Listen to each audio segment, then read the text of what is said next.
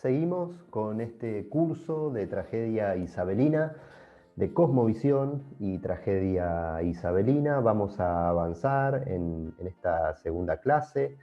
En particular hoy vamos, antes de avanzar específicamente con la obra que tenemos para este curso, que es el Rey Lear, vamos a detenernos una clase, un momento, a tratar de poder comprender, observar, descubrir cómo es que veían los isabelinos el mundo, es decir, cuál era el sentido común predominante en la Inglaterra isabelina al momento de entender la realidad, es decir, la existencia.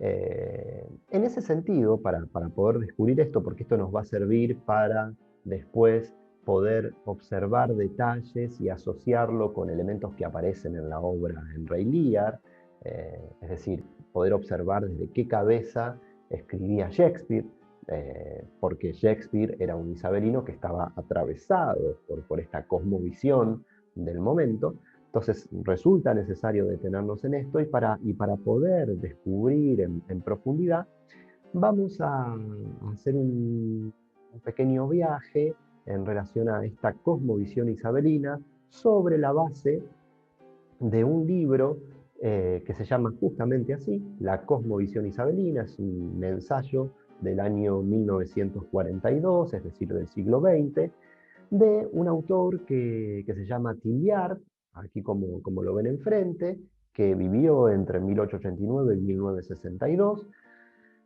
un autor, digamos, bastante cercano a nuestra contemporaneidad, pero que escribe justamente este libro. Es un autor que él fue un erudito, un crítico literario inglés, donde se dedicó en este ensayo a tratar de descubrir, a partir de datos históricos y de una investigación, cómo es que entendían los isabelinos el mundo. Eh, y escribe justamente este libro. A partir de este viaje histórico que hace, justamente llega a una conclusión, y es que Shakespeare, como autor, no es para nada nuestro contemporáneo, sino que es un autor que está muy cercano a, a la época medieval, y muy atravesado en sus textos por las creencias, por todo lo que atravesaba a la sociedad isabelina en ese momento, que es lo que él va a describir en este libro. Entonces, este libro justamente va a analizar ese sentido común durante el periodo isabelino. Es una percepción que se va a detener en el pensamiento del siglo XVII, en un periodo aproximado de 200 años, es decir, desde los Tudor, con Enrique VII, 1457-1509, hasta los Estuardo, con Jacobo II en 1633-1700, es decir, los Tudor y los Estuardos, estas familias de la monarquía inglesa que gobernaron a lo largo de los años. Entonces, este análisis que va a ser de la sociedad isabelina, de la época isabelina, el autor va a ser dentro de este periodo histórico que es justamente en el que vive Shakespeare.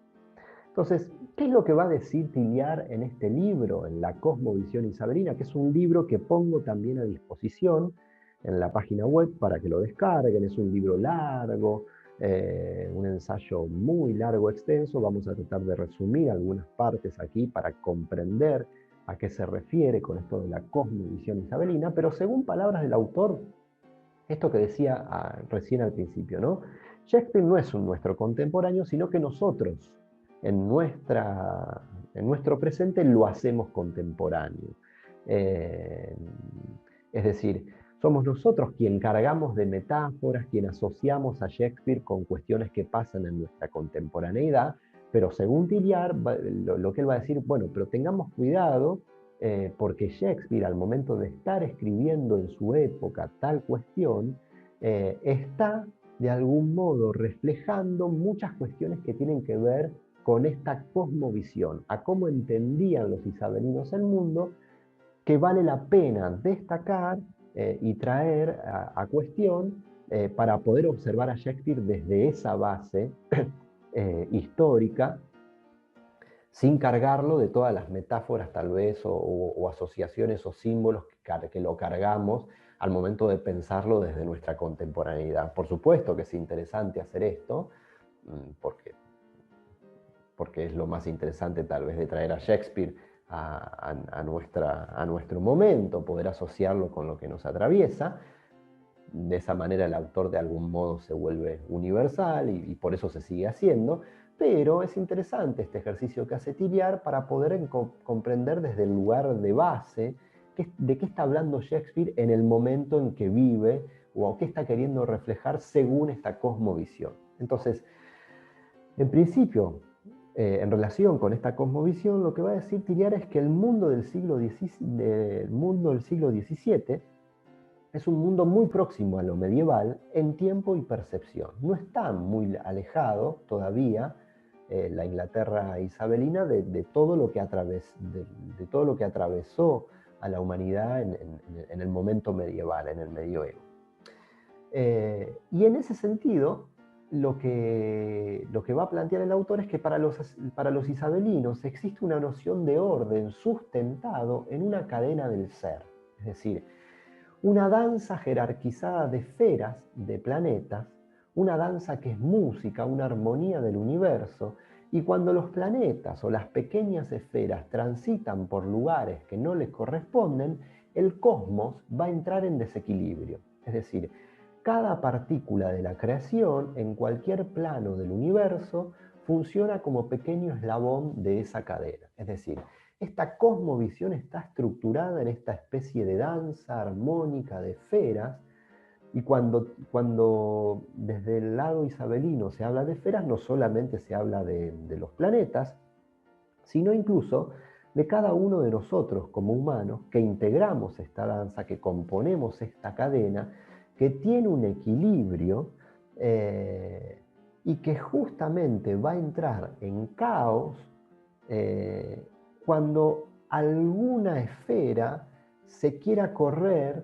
de ese lugar que le corresponde o quiera rebelarse contra otra esfera, de ese lugar jerarquizado que tiene como estructura de cadena, de danza. Es decir, para la cosmovisión isabelina hay una existencia, la existencia está establecida como una cadena de eslabones conectados entre sí, estructurados, cada uno de ellos, bajo la existencia de Dios.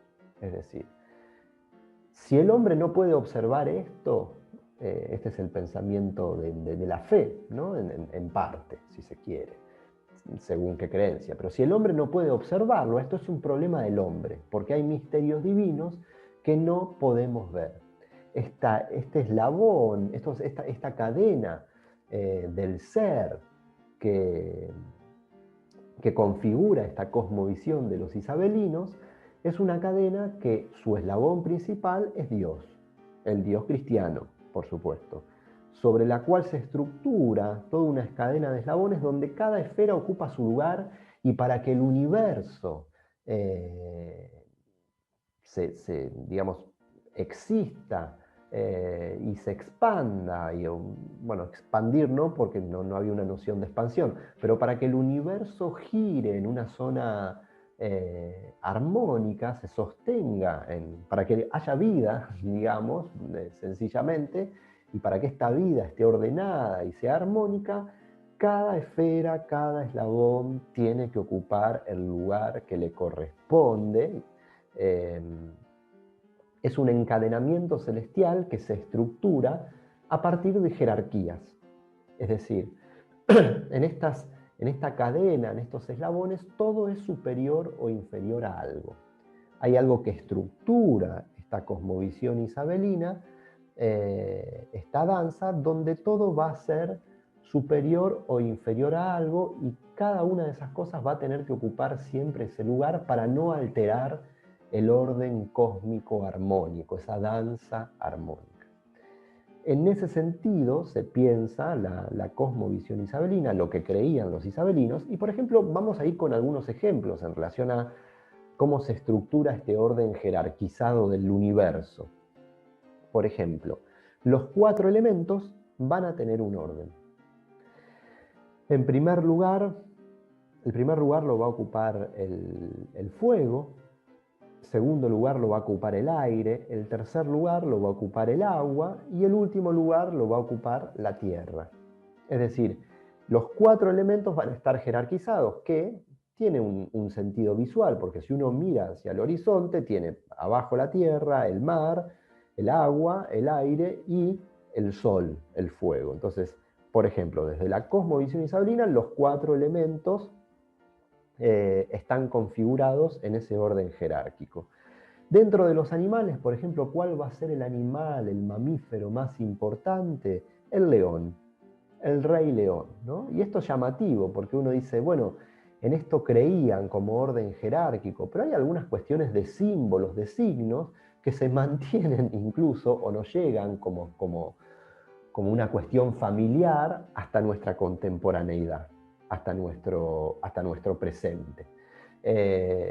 Y en ese sentido aparece, por ejemplo, la figura del león, el rey león, ¿no? Incluso la película animada, el rey león, la idea del león como el rey de la selva.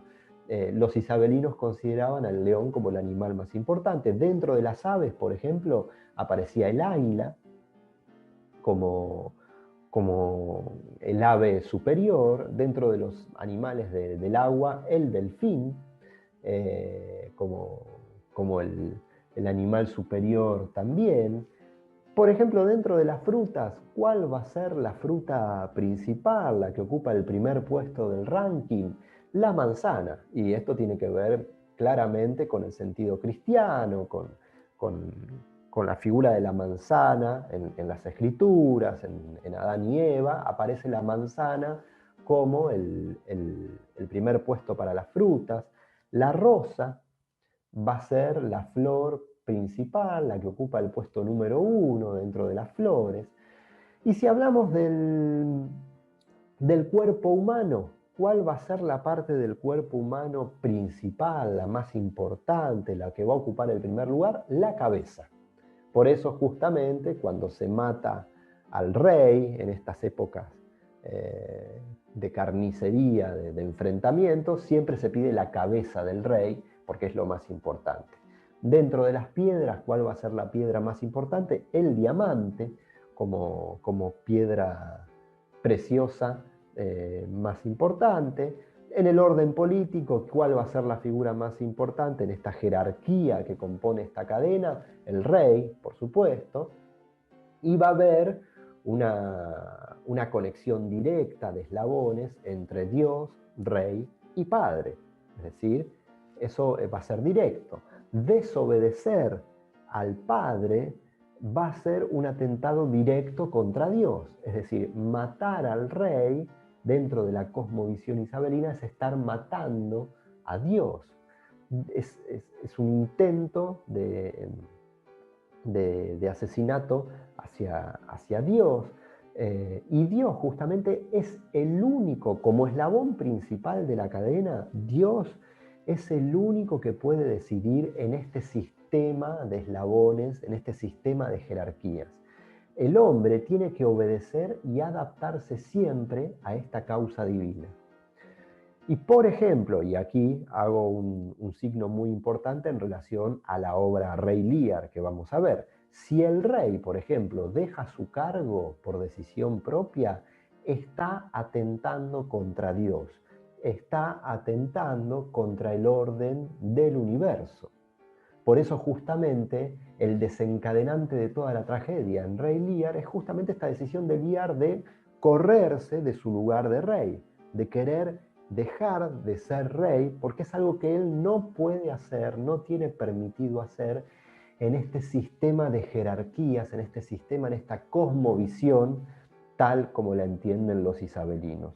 Lo mismo sucede en Medida por Medida, que es una obra que pueden ver en el curso del teatro renacentista, que también pueden encontrar aquí en la web, donde Medida por Medida también tenemos un rey que decide dejar de ser rey, solamente que en el caso de Medida por Medida lo que se genera en términos de género es una comedia amarga, pero comedia al fin. Entonces, Esto es muy importante entender en relación a la cosmovisión isabelina, porque para Tilliard, entendiendo esta cuestión de la cosmovisión, no existe ambigüedad en el teatro isabelino, va a decir Tilliard. Todo es clarísimo. Hay una bajada de línea que es clara, va a decir Tilliard. Y es muy distinto esto a la comprensión sobre el período y el teatro de Shakespeare, que luego va a canonizar la cultura británica durante el siglo XIX en el marco de una disputa con Francia por la hegemonía cultural. Es decir, en el siglo XIX se va a dar en el terreno europeo toda una lucha por la hegemonía cultural. Inglaterra va a presentar a su Shakespeare, Francia a su Racine, a su Molière, España a su Lope de Vega. Y en ese sentido se va a hacer todo un estudio de Shakespeare muy atravesado por la contemporaneidad, por la zona metafórica, por asociarlo a las cuestiones que atraviesan la contemporaneidad del momento, y al día de hoy se lo hace, pero lo que va a decir Tilliard es, ojo, cuidado, porque hay que entender primero que en el teatro de Shakespeare no hay ambigüedad, que lo que el autor está produciendo en relación a determinados signos que aparecen en la obra, en las obras, obedecen directamente a esta cuestión de cómo entendían los isabelinos el mundo en ese momento, y hay una bajada de línea clara en relación a que si alguien se corre de esta cadena de creencia, de estar bajo un dios estructurados, lo que va a producir es un caos, lo que va a producir es prácticamente un apocalipsis, y en ese sentido es una bajada de línea en relación a que todo debe ocupar el lugar que le corresponde, muy asociado con un pensamiento más bien monárquico para de algún modo sostener el orden de la monarquía, el orden social, bajo esta forma de régimen, de ordenar un Estado. Entonces, esto es muy claro en Shakespeare, si bien lo asociamos a la figura de un genio literario, que lo es, yo creo, también es interesante observar este costado de un autor que escribe sus obras y que de algún modo produce un pensamiento muy ligado al pensamiento teocéntrico, monárquico, de creencia en un dios, y en el caso de la cosmovisión isabelina, de creencia en una cadena, en una estructura de eslabones que pide que cada uno ocupe su lugar, el que le corresponde, donde no hay derecho a correrse, porque si no lo que se produce es un caos, se produce el apocalipsis. Esto es muy interesante de verlo, y vamos a ver cómo desde este pensamiento estas cuestiones aparecen, atraviesan a la obra a Ray Lear, que ya comenzaremos a analizar en la siguiente clase.